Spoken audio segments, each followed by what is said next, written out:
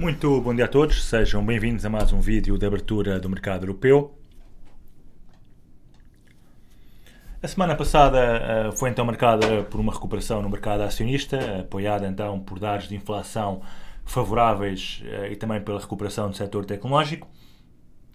Também reforçada então pela notícia que indica que a FOMC está a considerar ainda a possibilidade de um corte de 50 pontos base nesta semana, e esta semana teremos então aqui vários dados importantes, nomeadamente a partir de quarta-feira. Começamos então pela quarta-feira, em que teremos aqui a reunião da Fed.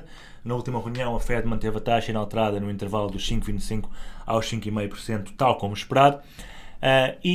Na sequência de uma série de dados mais fracos de inflação, o Presidente Powell tem vindo aqui a adotar então um tom mais dovish, o que indica que o nível de confiança da Fed está a aumentar, que a inflação está a regressar ao objetivo, e também lançou então as bases para uma potencial redução da taxa de juros no mês de setembro. Aqui acho que não há grandes dúvidas que a Fed poderá cortar a taxa. A dúvida será entre os 25 pontos base e os 50 pontos base.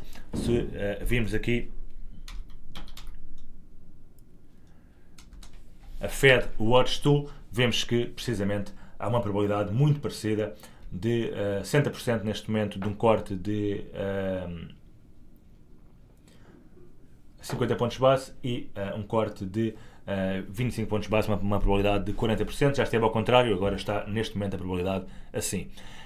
O mercado, portanto, está a fixar para já um corte provável de 35 pontos base, portanto, entre os 50 e os 25 pontos base. É também preciso estar atento ao resumo de projeções económicas por parte da Fed, que pode indicar uma mudança para 3 cortes de taxas de 25 pontos base este ano, em vez de apenas um, e espera-se também que Powell assinale a dimensão e a magnitude dos cortes adicionais das taxas que poderão vir a ocorrer, que dependerão, como é óbvio, dos dados que, entretanto, forem chegando. Depois, na quinta-feira, teremos aqui a reunião do Banco de Inglaterra, ao meio-dia. Em julho, o Banco de Inglaterra votou 5-4 para reduzir a sua taxa de juros bancária em 25 pontos base para os 5%. Também a declaração do Banco de Inglaterra indicou menos urgência para novos cortes nas taxas, uma vez que referiram que a política deverá permanecer restritiva por um período suficientemente longo, até que riscos da inflação regressar de forma sustentável ao target então dos 2%, a médio prazo se tenham dissipado ainda mais. E portanto, para já o mercado espera que mantenha a taxa nos 5%, e que possa haver então um corte de 25 pontos base na reunião de novembro e de dezembro, ou de dezembro, assim é que é. Depois, sexta-feira, teremos também os dados da inflação e da decisão de taxa de juros, também por parte do Banco do Japão. Banco do Japão, este que levou àquela queda, ao sell-off que se viveu então no mês de agosto nos mercados. Recordar então que espera-se que o Banco do Japão mantenha a taxa no 0,25, depois então de ter aumentado o seu objetivo de política de curto prazo em 15 pontos base no mês de julho, e uma subida consecutiva seria provavelmente vista como demasiadamente agressiva, especialmente tendo em conta aqui, conforme referi, as críticas à postura hawkish que o Banco do Japão tem tido e que tem contribuído realmente para esta turbulência que se tem vivido nos mercados. Portanto, os mercados neste momento estão apenas a prever uma subida das taxas em 10 pontos base na reunião de mês de dezembro, e também será importante verificar aqui os dados da inflação que saem aqui à meia-noite e meia de sexta-feira, em que se espera então que a inflação subjacente suba de 2,7 para 2,8, marcando aqui o 29º mês consecutivo de inflação acima do target, e isto poderia alimentar, como é óbvio, mais apostas hawkish por parte do Banco do Japão. Hoje, os mercados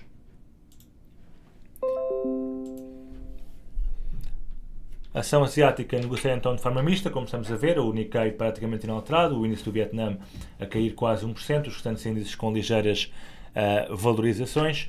Na Europa, o sentimento é também positivo, é misto, aliás, no dia de hoje. Já esteve a negociar a maior parte dos índices no verde, mas agora inverteram, estão a negociar no vermelho.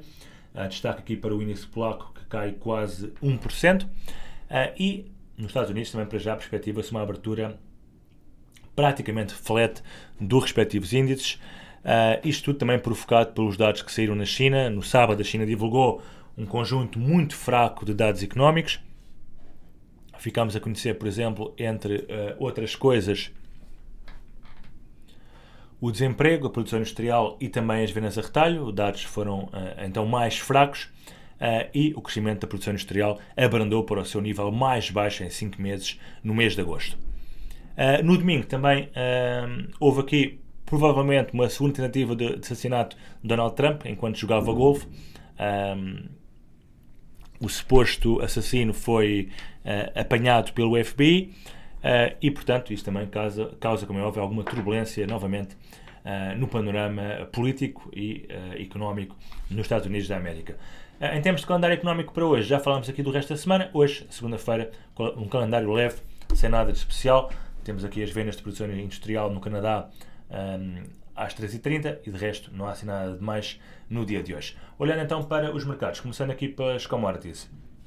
O petróleo esteve a recuperar esta manhã e entretanto segue neste momento a negociar em território já praticamente inalterado, portanto a cair bastante, poderá vir revisitar aqui os mínimos que fez esta madrugada, e o gás natural, que havia quebrado aqui este range em alta, parece que recuou e está neste momento aqui dentro já do range outra vez, portanto acaba por ser aqui um retrocesso. Reparem no gráfico diário, acabou por quebrar e voltar para dentro do mesmo, portanto vamos ver, para já não está aqui muito fácil de entender o price action no gás natural, portanto seria para já um ativo que eu recomendaria ficar de fora.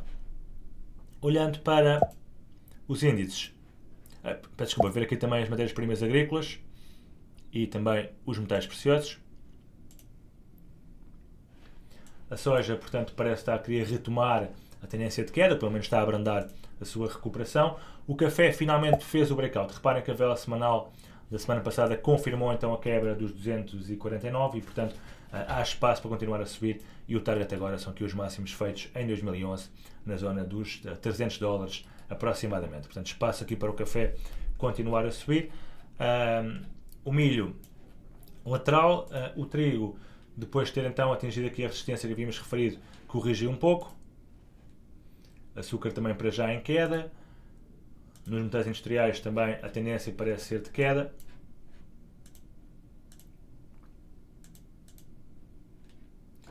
Alumínio também aí para cima. O ouro atingiu também o target teórico da quebra do seu range, portanto está em novo máximo histórico, acima dos $2.586 neste momento. Temos também a prata, continua fortíssima, tem vindo a subir ainda mais que o ouro. A platina, que quebrou aqui esta zona, parece ter aqui ativado um triplo fundo e, portanto, se assim for, tem bastante espaço para continuar ainda a subir, apesar de no curto prazo estar a corrigir e poder cair aqui um pouco mais. E o paládio mantém-se aqui muito lateral, apesar aqui de no curto prazo estar também aqui a recuperar um pouco. Olhando então agora sim para os índices, e rapidamente, para não prolongar aqui muito tempo o tempo de vídeo, o DAX continua a recuperar, apesar de hoje, conforme vimos, estar a cair. O IBEX também está neste momento a consolidar depois das fortes subidas que tivemos na semana passada. O índice francês em fase de consolidação, não está interessante. O FTSE também em fase de consolidação. Mesma coisa para o Eurostock 50, portanto os índices europeus estão bastante laterais e os americanos parecem então dar continuidade ao movimento de subida. Atenção aqui ao S&P 500, que está aqui na iminência de testar a linha de tendência descendente e que poderá dar aqui um ponto então de breakout. Em relação ao Nasdaq, está numa fase também lateral, a consolidar, acredito que seja para continuar também a subir. Dow Jones está outra vez nos máximos, portanto esta zona aqui não será fácil de ultrapassar, deverá aqui consolidar também nesta zona, e o Russell 2000 continua a ser o índice que mais sobe, as pequenas e médias empresas a puxarem pelo índice, e vai neste momento já perto aqui dos 2.200 pontos. Em relação ao VIX, mantém-se muito estável entre os 18 e os 19 pontos. Por último, mercado cambial e rapidamente, portanto dólar hoje a perder força, CAD também a perder força, Yen também, portanto dólar, CAD e Yen as moedas mais fracas, as moedas mais fortes, a Libra, o Euro e também o AUD.